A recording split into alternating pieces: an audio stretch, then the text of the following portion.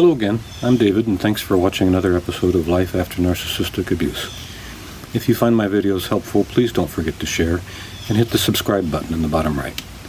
I've started with a few new clients this week, and it's occurred to me that almost everyone has the same question. Why is it so hard to get over the narcissist? Or people have variations, like, why do I still love him or her? Or why can't I stop thinking about the, quote, good times, end quote. And what usually follows is another question, what's wrong with me? I'll answer the last question first.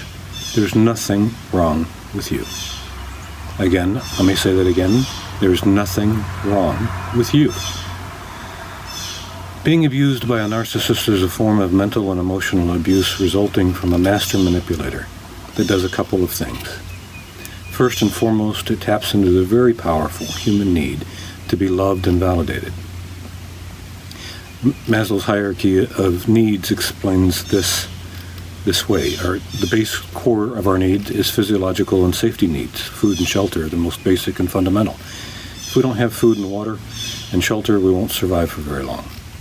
The next is what Maslow called belongingness, the need for love and to know that we belong and are validated by another. The narcissist, in the beginning part of your relationship, which is called the grooming stage, is the perfect partner. So you probably came to believe through mirroring. They loved the same thing you did and had the same dislikes. They were very attentive and felt emotionally engaged. And so very quickly you disarmed yourself and let them in and felt like you loved them back. The grooming stage is so powerful and taps into the basic human need for love and belongingness at such a deep level that how the beginning of your relationship felt, bliss and the perfect partner, is a very difficult story to let go of. But it wasn't true, ever. It was all the dynamic of a narcissist to groom you, to get their hooks in, and make you their supply until they moved on to the next target. How many times did you make excuses for their abuse?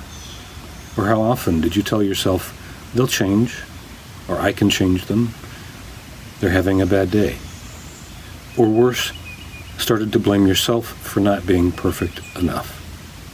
The hardest part of the beginning of recovery is to let go of the fantasy that your narcissistic partner was ever your perfect partner. It's such a powerful and core piece of psychological and emotional need that we just won't let ourselves see that it wasn't true. But if you let your mind stay stuck in the past will stay with you today. With that recognition and the acceptance that you never had the kind of relationship you thought you had, comes a terrible grief. Embrace it. Let yourself feel the loss and resolve it. And then you will start to heal from the narcissistic abuse you experienced. It won't happen until then. And eventually, you will discover just how free you are to become who you really are without the narcissist. Let go of the myth you really don't want to let go of.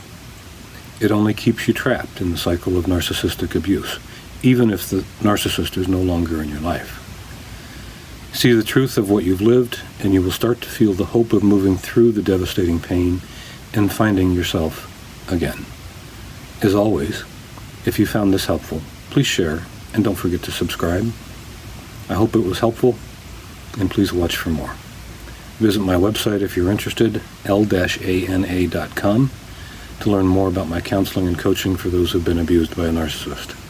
And until next time, I'm David, and wish you peace in the space between.